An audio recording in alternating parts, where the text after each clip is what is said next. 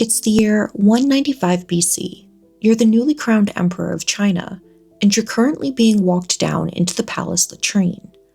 What you see in there causes you to collapse in horror.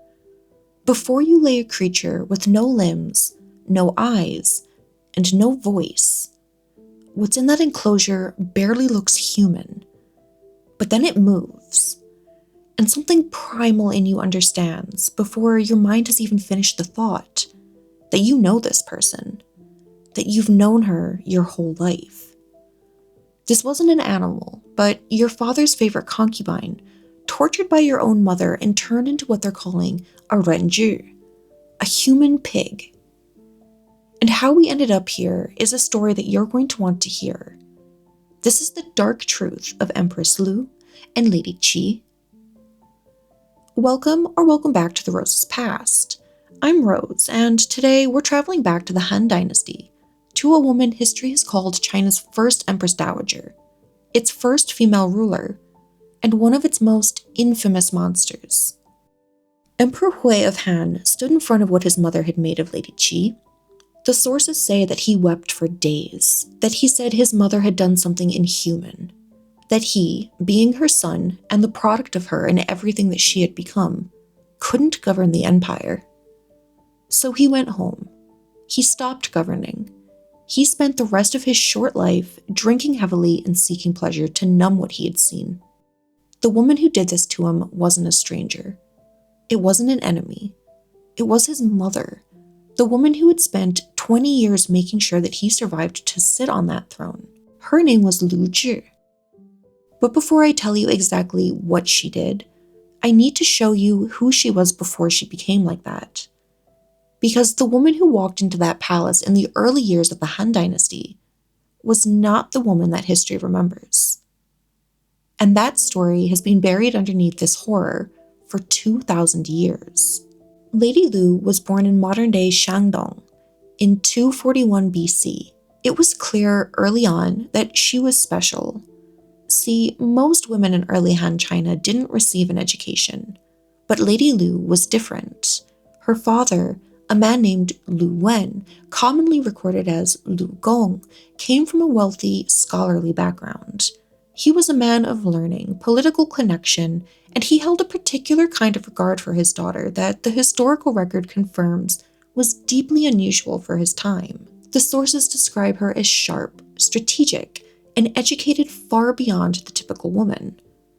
She had the kind of mind that was built for administration, and she later went on to run one, but we'll get there in a little bit. Now, this didn't happen by accident. Her father made her this way. He molded her to be like this every step of the way. As a young girl, he saw something in her. He took it seriously, and he decided to educate her accordingly. After a failed marriage proposal, Lu Gong settled his family in Pei County, fleeing enemies from their previous home. And it was there, at a banquet hosted by the local magistrate to welcome the family, that the rest of her life was decided in a single afternoon. A man named Liu Bang walked in. He was a local official with very low rank, but he was significantly charming, the kind of man that serious people remember and practical people don't entirely trust. He announced a gift contribution of 10,000 cash for the banquet, but that amount was far larger than what he actually possessed. Yet, somehow, he managed to talk his way to the head table, and he seemed to have made quite an impression on Lu Gong, so much so that the records describe it as almost a recognition. Now, let me explain what that means. You see, Lu Gong practiced the ancient art of reading people's facial features to determine their future fate. And in Liu Bang's face, he saw something extraordinary that he was willing to place his bets on, and he offered his daughter Lü Zhi for marriage. Liu Zhi's mother objected immediately. Liu Bang was poor. He was a nobody. This was not what they had raised their daughter for. But her father didn't listen, and Liu Bang accepted the proposal. And so the woman who would one day run the Han Dynasty was handed over to a man that her own mother thought was beneath her. And what followed wasn't romance. What followed was years of grinding survival while her husband pursued what he was actually interested in. The sources give us a bleak picture of her life, one of managing the household on whatever resources existed while her husband drifted between local politics, drinking, and eventual outright rebellion against the Qin dynasty. She gave him 2 children, Liu Ying, who would one day become the future Emperor Hui, and a daughter later known as Princess Yuan of Lu. Historians would call her, at least at this stage in her life, the coarse rice wife, the woman of the hard years, the correct choice, only kept for necessity but never for real love. And then came the moment that would flip her world on its head in the worst possible way. During the Qu-Han Civil War, the brutal conflict between Liu Bang and a warlord named Xiang Yu for control of all of China, Liu Bang's position collapsed and his forces were defeated. His family was seized by Xiang Yu's forces. Now note that. His family was captured, not Liu Bang himself. Lady Lu and her children were in enemy hands, being used as bargaining chips while her husband's ambitions just continued on without them. And continued they did. Because while his wife was now a captive, Liu Bang was off meeting the new love of his life while traveling home from that very same defeat. And this is where Lady Qi enters the story. Now, Lady Qi was beautiful by every account. She was gifted in dance, in music, and singing. And she had something that Lady Lu didn't. She had Liu Bang's heart. She bore him a child that same year, a son named Ruyi, conceived and born while his wife and children were still being held hostage. 2 years later, Liu Bang would eventually make a pact with Xiang Yu, and in that negotiation, Lady Lu and her children's safe return was part of it. When Lady Lu was finally returned, she came back as the Empress of the Han state. But she came home to a household that had kept moving without her for the past 2 years, to a husband who didn't stop living his life. She came back to a child who had been born in her absence, and who had been growing up in a palace full of splendor, never once knowing what the hard years felt like. That child was living proof of everything that had happened while she was locked away suffering. And when Liu Bang looked at that boy, at Ruyi, untouched by the past, raised in imperial glory, he saw the emperor the Han state deserved. Now, it's important to this story to understand that Lady Liu wasn't killed while being held captive. But she wasn't comfortable during those years. She lived in rough conditions, and she had to fight for survival daily. But the lesson of those years, of being held, traded, and returned, based entirely on someone else's ambitions, was one that she etched deeply into her memory. She now came to understand that power wasn't a luxury. Power was the only thing that kept you from being used as an instrument. She learned that from the man that she married. And right now, in her eyes, Lady Qi threatened that power. 5 months after Lady Lu and her children returned, Liu Bang completely defeated Xiang Yu's forces, and he became the new emperor of a united China. He was titled Emperor Gaozu of Han, and Lady Lu was officially titled as his empress. She had reached the highest position in the country that a woman could reach. Or so she thought. Now here's where things start to take a turn for Lady Qi. You see, Lady Qi had wanted her son Ruyi on the throne. After all, her son and the emperor had been living in harmony together for the past few years. But now that Lady Lu was back, with the rightful crown prince, Lady Qi was starting to panic. The sources describe her pressing the emperor with everything that she had, weeping, pleading, holding his hands and refusing to let them go, crying, the records say, day in and day out, non-stop, performing her grief and her love so completely and so consistently that even a man who had built an empire couldn't always look away from it. I think we can all understand that Lady Qi was simply a mother fighting for her child with the only tools that she really had: proximity, emotion, and the love of a man who happened to be the new supreme ruler of China. Of course, that's the type of thing that you would want handed to your child. Now, whether she understood what her position meant for Empress Lu's survival, the records don't say. Whether she thought about the woman on the other side of that struggle, the legitimate wife, the hostage, the woman who'd been running the empire from the shadows, we don't know. But what we do know is that her weeping reached the emperor. And what he did next nearly destroyed everything. He started talking about replacing the crown prince. The legitimate heir was, by his father's private assessment, too soft for the throne, too gentle, the wrong kind of man for the empire that he had built with blood and chaos. While Ruyi, on the other hand, was the right kind of person, practically built to rule. Now, for the crown prince and Empress Lu's future, this type of thinking was a death sentence. If her son lost the succession, she lost her position. And in the world she had spent the last 20 years learning, where family members without power became instruments, losing her position wasn't an option. So she fought for what was rightfully hers. She found a man named Zhang Liang, the most trusted advisor in the dynasty, a man the emperor respected more than almost anybody else.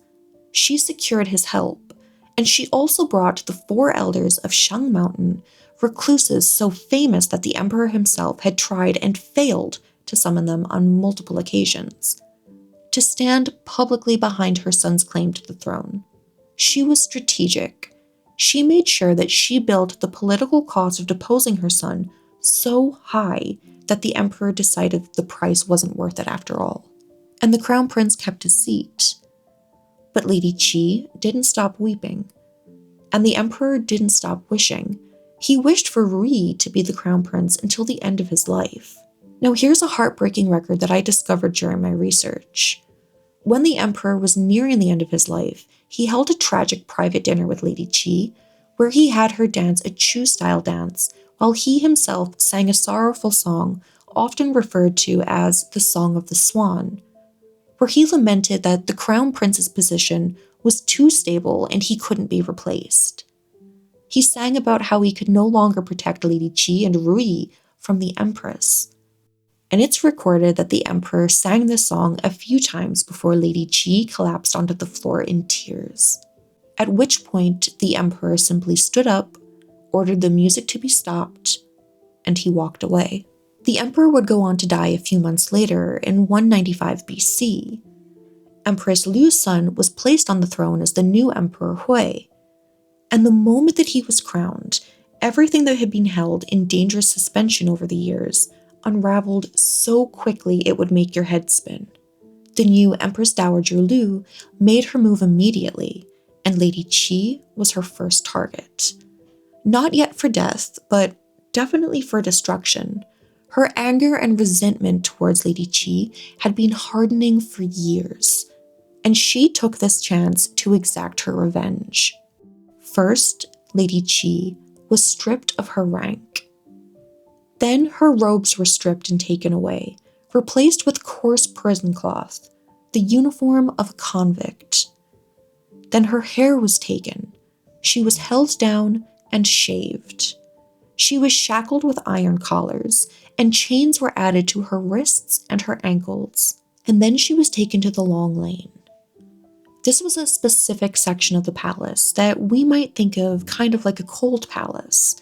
It was deliberately enclosed and was reserved for the most disgraced women. It wasn't a prison exactly, but for Lady Qi, it would turn out to be something so much worse. She was put to work grinding grain under the blazing sun for hours on end. Just imagine that. The woman whose weeping had nearly changed the course of an imperial succession, the woman the emperor had loved for years, the mother of the son he actually chose for the throne, was now in stocks and rags, bent over a grinding stone in sweltering sun for hours on end, in the part of the palace where forgotten women were confined. And then she started singing. The sources preserve what Lady Qi sang in that lane. She sang about her son, 3,000 li away, a king in his own territory while she was a slave, how he was unreachable to her. She sang about pounding grain from dawn until the edge of night, about always being near death, and about the impossibility of getting word to someone that far away. She was singing for anyone who would hear her, and someone did. The song reached one of the late emperor's other sons, who wept bitterly when he heard it, and soon the word spread. And when Empress Dowager Lu heard about the song, she was furious. She flew into a rage, and her resentment could no longer be contained. Because Lady Qi, in stocks, grinding grain, and confined to a place designed to make the palace forget her, was somehow still reaching Liu Bang's sons. She was still pulling sympathy from the men who mattered, still making herself and her son a cause. So what followed next wasn't emotional retaliation. It was precise and it was targeted. If Lady Qi wouldn't stop reaching, then Lady Qi's only remaining power, her son, had to go. The boy was ordered by the Empress Dowager to return to the palace, and unfortunately, he had no choice but to comply with that order. After all, he was only 12 to 14 years old at the time, and he no longer had any form of legitimate protection. But his older brother, the current Emperor Hui, knew exactly what was coming. His father had called him too gentle and too soft for the throne. But what the sources show us about how he responded to his brother while he was in danger isn't weakness at all. It's something that looks, from 2,000 years away, very much like genuine love. For months, he kept Ruyi close. He insisted that the boy eat with him, live in the same room with him. He slept in the same bed as him night after night, just to keep him safe, because he understood, with the clear vision of someone who understood his mother, that as long as Ruyi was near him, the Empress Dowager wouldn't touch him. And for a time, it worked. Then one morning, Emperor Hui rose before dawn. He was going hunting. It was early. Ruyi was still sleepy, and just like a typical teenager today, he refused to get out of bed and go with his brother. So Emperor Hui left on his hunting trip. He thought after so many months of peace in the palace that his brother would be safe without him for a few hours. But he couldn't have been more wrong. When he came back, Ruyi was already dead. The Empress Dowager had taken her opportunity, and as soon as the emperor set off on his hunt, she had eunuchs force poisoned wine down the boy's throat. When Emperor Hui returned from his hunt to find his brother's body lying on the floor with poisoned wine still staining his lips, something inside of him broke, and the sources record that he was never the same. He had tried so hard. He tried every day for months in every possible way. He had done the one concrete thing within his power. He kept his baby brother safe, and still it hadn't been enough. The Empress Dowager was closing in, and the worst was yet to come. We're going to go back to that doorway now. Except this time you know everything. You know about the girl her father raised, educated, sharp, and destined for great things. You know about the hostage years, about being quickly replaced and what that taught her. You know about Lady Qi's crying day in and day out, while Empress Lu ran an empire that nobody credited her for running. You know about the succession threat. You know about the long lane, the shaved head, the prison clothes, the stocks, the grinding stone, and the song that reached the late emperor's sons. You know about the boy who died the one morning his brother dropped his guard and went hunting. You now know exactly what it cost to get here. And I'm going to tell you what the records say actually happened to Lady Qi and I want to give you a fair warning that this part is graphic, so if you don't want to hear it, please skip forward now. The Empress Dowager ordered all 4 of Lady Qi's limbs to be removed, cauterized and wrapped so that she wouldn't bleed out. Her eyes were gouged out. Her eardrums were burnt with hot pokers until she could no longer hear. Her tongue was cut out, and a herbal concoction was forced down her throat that destroyed her voice. The very voice that had sung in despair and moved grown men to weep, that had nearly moved an emperor to change the succession of his dynasty. And what remained of her was tossed into a latrine enclosure, a pigsty, where the Empress Dowager gave her a name. Lü Zhi, the human pig. The Empress Dowager wanted her to live through this, and for a few days, Lady Qi survived. She was forced to wallow and roll through the filth on her belly using her stumps, perfectly mimicking the low, heavy-set movement of a pig digging through a pig pen. The earliest surviving account that we have of this incident is recorded in Sima Qian's Shiji, written roughly a century after it happened. It also appears in the Han Shu, so they were documented in official history. That tells us that these accounts weren't rumors. They form the center of the historical tradition around this story. Now, what scholars debate today isn't whether or not Lady Qi was destroyed.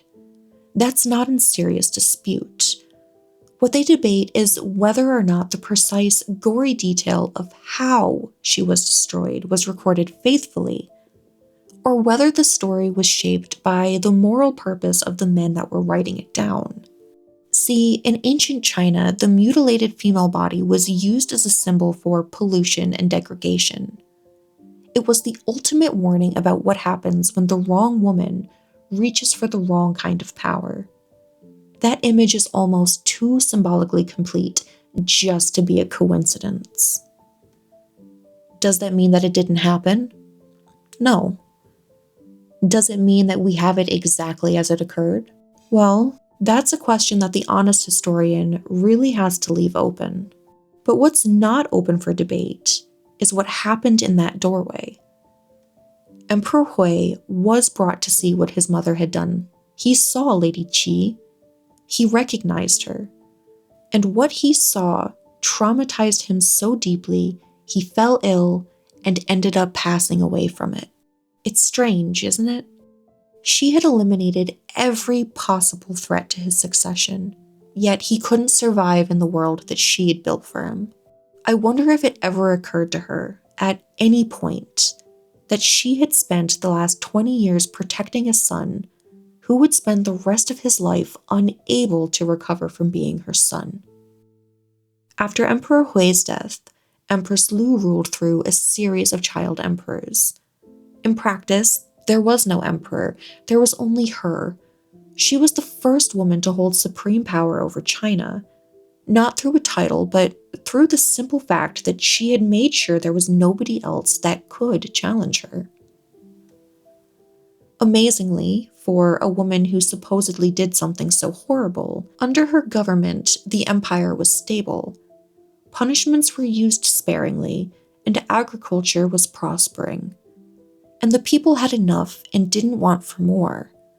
She cut taxes so that her citizens could recover after the decades of war. She reintroduced banned books, and she banned the harsh legal punishments that the Qin dynasty inflicted on its people. She ruled her country like this for the next 20 years, and she went on to die on the 18th of August in 180 BC.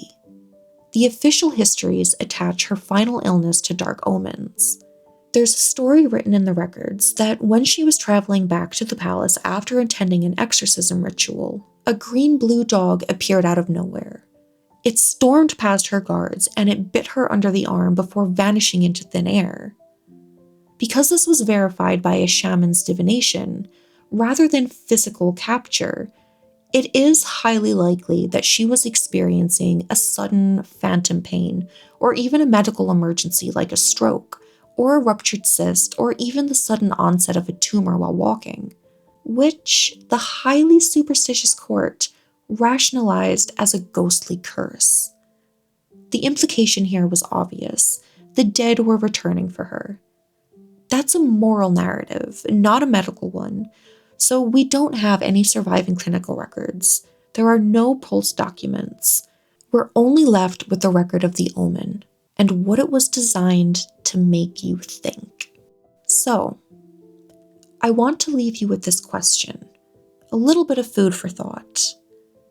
Did the Empress Dowager show her son Lady Qi because she couldn't help herself? Because after everything, she needed him to finally understand what she actually was?